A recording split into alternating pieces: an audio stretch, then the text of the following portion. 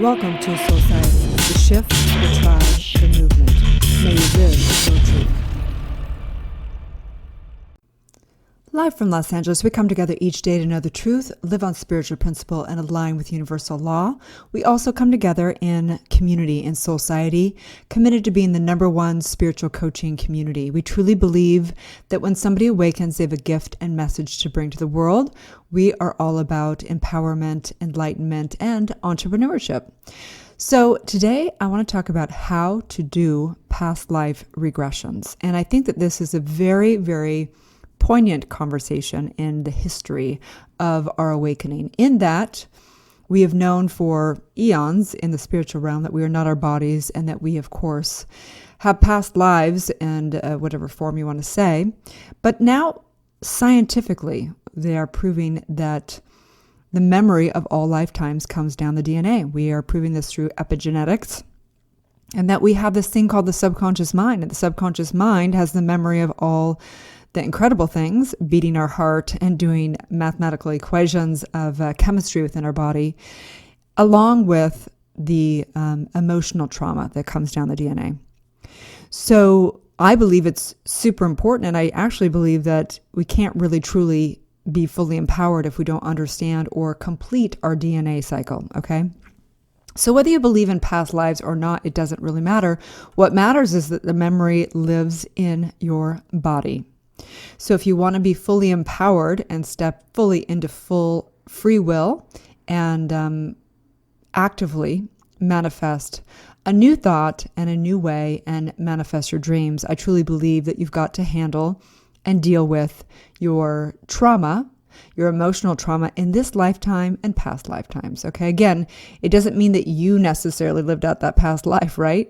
But it's in your DNA. So it's the memory. So you can call it your ancestors. You can call it past life. You can call it right here and right now, right? Because whatever is going on energetically in you is going on right now. So personal story. So when I began to do my past life regressions, it was quite some years ago, probably about 15 years ago. And, I don't know, did I believe in past lives or not? I thought, most likely it makes sense, And I began to go into Greek oracle processes around past life. And it was super fascinating because basically the process of going to past life regression is a lot of fantasy. I'm going to walk you through the process of how to go into your past life regressions. But what would happen in session for me is I would go into almost like a wormhole of a fantasy backed by the emotional kind of tie to that fantasy and those mental pictures.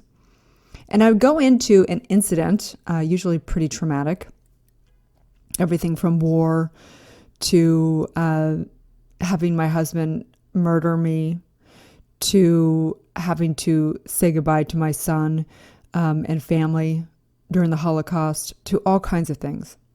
And what was so profound about it was I didn't like history. I never liked history. I don't know anything about history. It was something in school. I never understood why we had to learn it. But I would go into these incidents in past life regression, and I would come out and I would know exactly what was going on, what the scene was, what people were wearing, what the date was, what the town was, everything, like all the details of it. And then I would go Google the stuff after, and I was blown away in the accuracy of what you could either say my subconscious mind was being able to tap into. Maybe it was the Akashic records I was tapping into, or maybe it was truly a past life on my DNA track. But what I knew for sure is when I came out of those incidences, it was very clear that I was blown away by what is possible, by what our memory can pull up. And so I began to dive deeper and deeper into past life regressions. I became quite obsessed with it.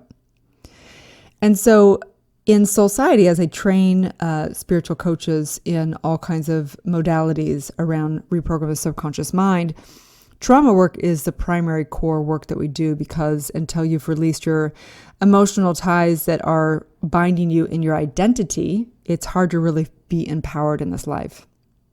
And so we know that in cognitive therapy and psychology and a lot of things, a lot of people are dealing with doing trauma work. And it clearly is an agreed upon thing that we need to deal with when basically restoring the psyche of someone, okay?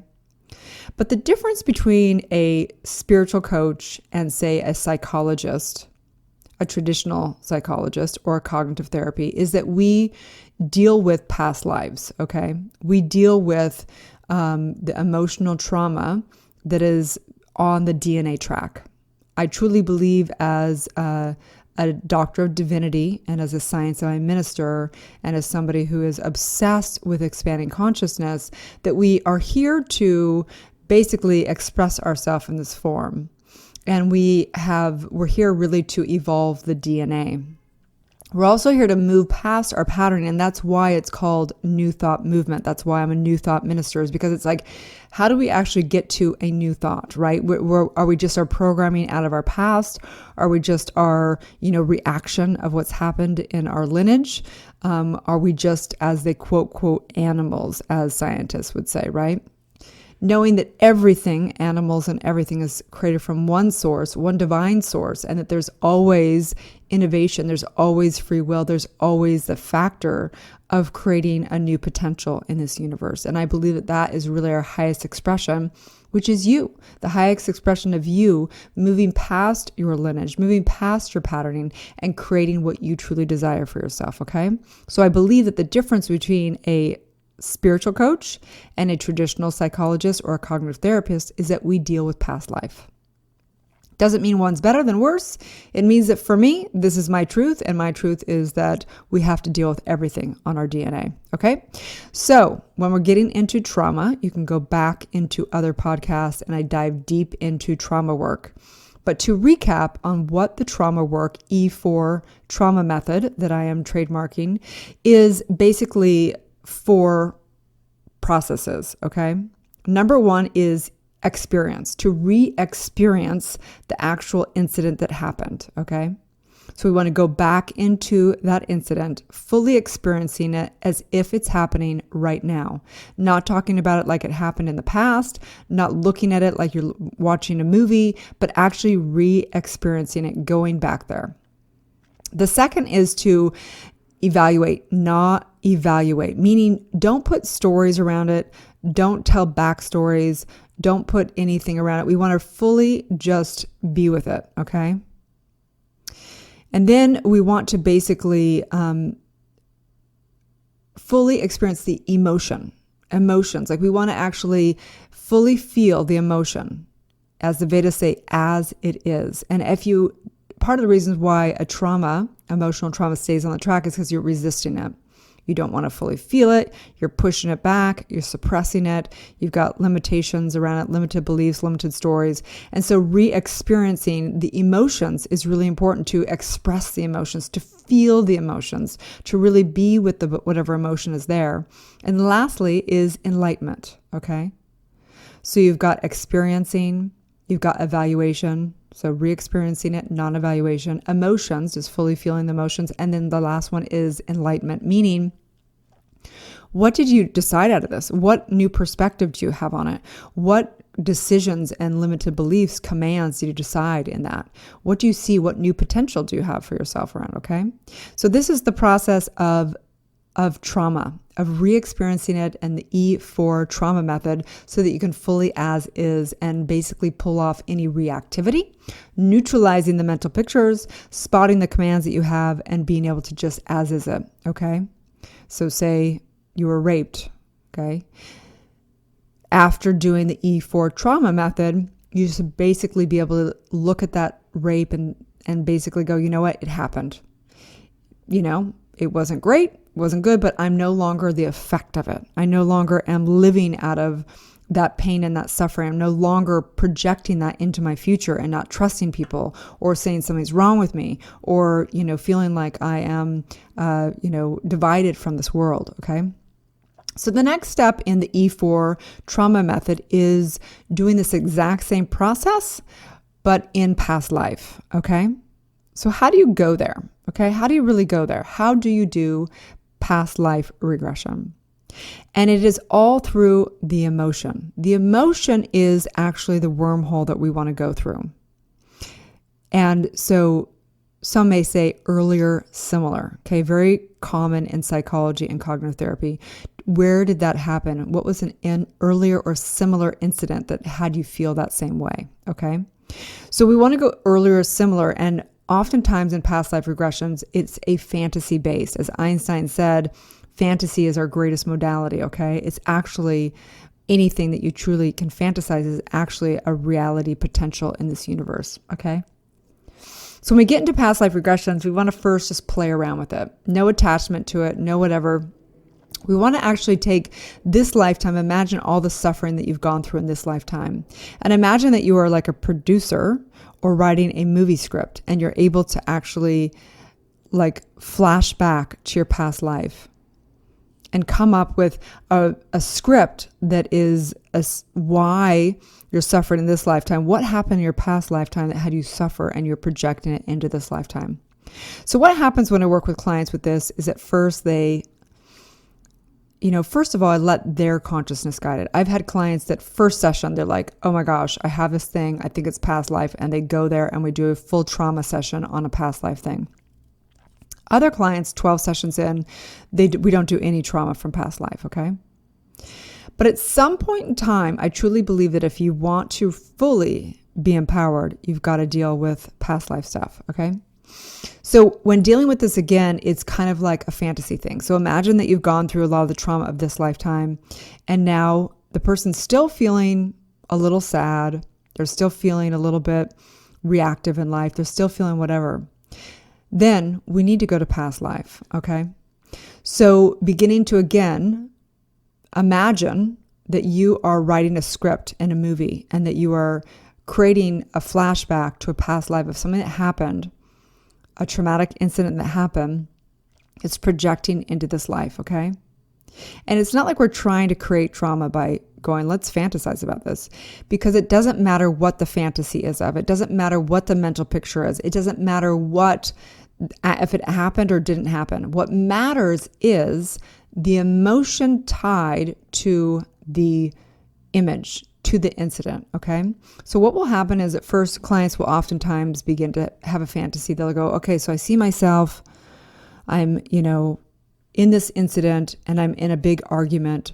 Some man has come in my house and I am scared because blah, blah, blah.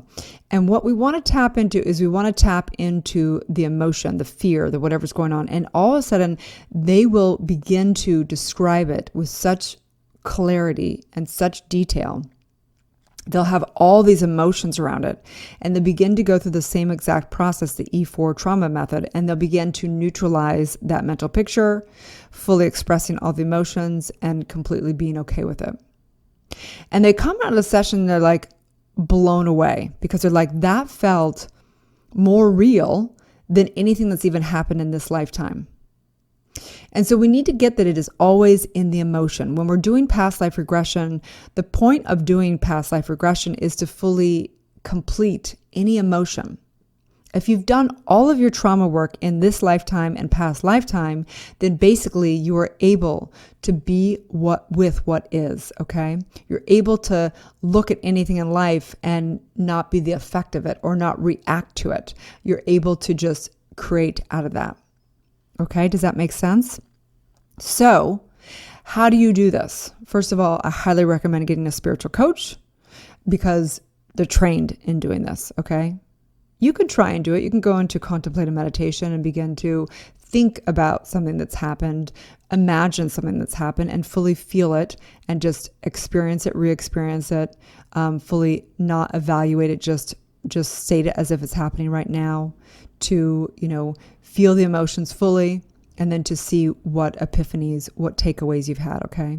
It's easier to do with somebody, not going to lie, okay? That's why there's spiritual coaches, and that's why I'm so obsessed with developing world-class spiritual coaches so that they are trained in this so that you can do this, because it's not just a session, right?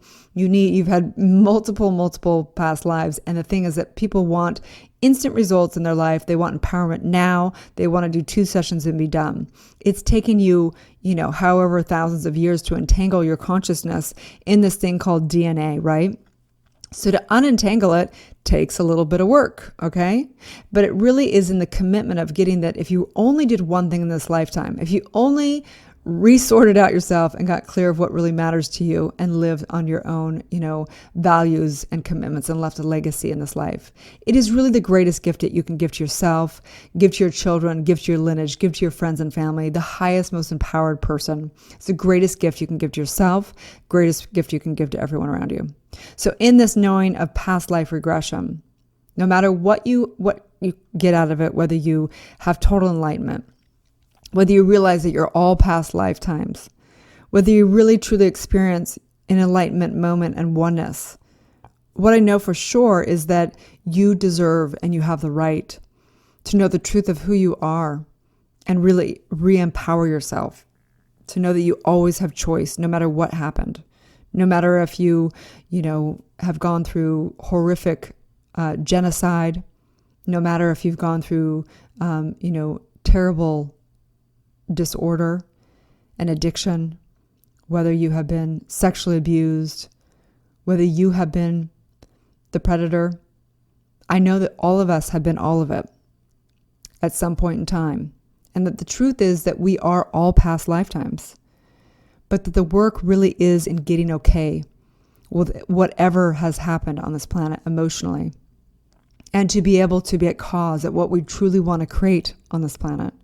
And leave the legacy that we're here to leave. And so no matter what the suffering is, the other point of doing past life regression is because we know that the formula for birthing your purpose and calling is really having the triumph over everything you've been through so that you can bring the triumphs plus your passion plus your skill set into a legacy to help others go from the dark into the light.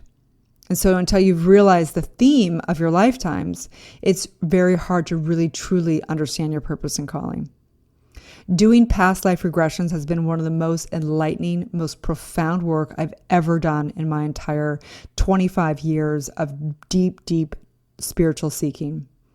It is also something that is my greatest pleasure to train the coaches within Soulciete, knowing that this is profound work. It's profound work. And I think we're just beginning to touch on it as a culture. And it is a tidal wave in the making. To understand your past lives is to understand you, and to understand yourself is to understand life. And when you understand yourself and you can appreciate the dark and the light and the suffering and the beauty and the triumphs and the joy and the heaven and hell, you're able to fully be with all of life and be an amazing world-class leader and really give your gift and your heart to the world. So on that note, I just say, and so it is. I know right here and right now that all of life, that there is no such thing as the past or future. There is only right here, right now. So anything energetically that is holding you back from your highest expression is your work to do.